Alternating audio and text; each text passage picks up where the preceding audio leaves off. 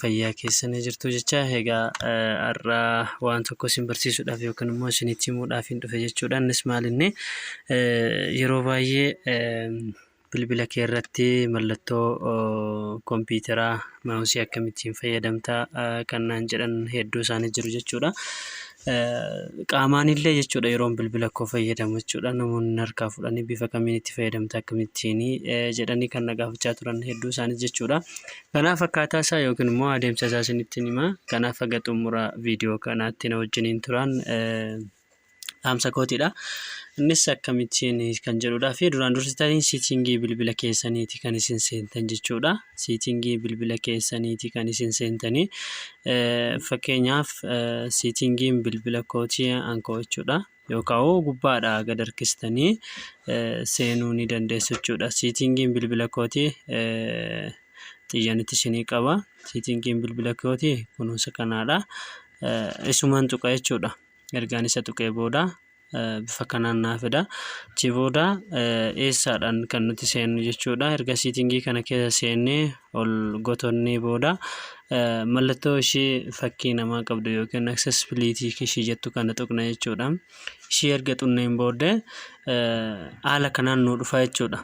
Erga nu dhufee booda kan nuti tuquu yookiis immoo as keessaa warreen kana keessaa kan fayyadamna kunoo isaan amma xiyyatti isinii qabe kana mallattoo instruction and dexterity kan jettu kana tuqna jechuudha.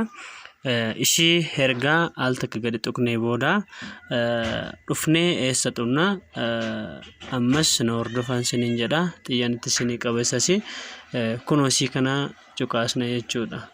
Ishii kana oonii goona amma ofirra jirti jechuudha kan kiyya. Ishii akkuma seenneeni ishii maal goona hin tuqnaa jechuudha, hin banna. Laal agartaniittu kunoo kana naa fideera jechuudha. Kunoo naa fideera jechuudha. Mallattoo kana naa fidee erga mallattoo kana naa fidee booda maalan godhaa ishii al takka gadi rukunnaa jechuudha. Isa mallattoo naa fidee kana sana booda gara harka mirgaatiin xiyyaa galjallaa jirtu kana al takka rukunnaa. Achiin booda mallattoo akka qubaa jirtu kana tuqnaa jechuudha. Mallattoo akka qubaa jirtu kana al takka nan tuqa. Yoo nan tuqe bifa kanaan naa fida jechuudha. Argitaniittu sanaa fi bifa kanaan itti fayyadamuu dandeenya jechuudha. Amma jalqaba iddoon dhufeetti mallattoo kanaan deebuu nan danda'a jechuudha. Agartaniittumi kanaaf bifa kanaanii fayyadamuu dandeenya jechuu barbaadetinanii. Kanaaf fakkeenyaaf amma aappii tokko keessaa seenetinanii isinitti agarsiisaa jechuudha akkaataan itti fayyadamu. Mallattoo maawusii kanaan jechuudha.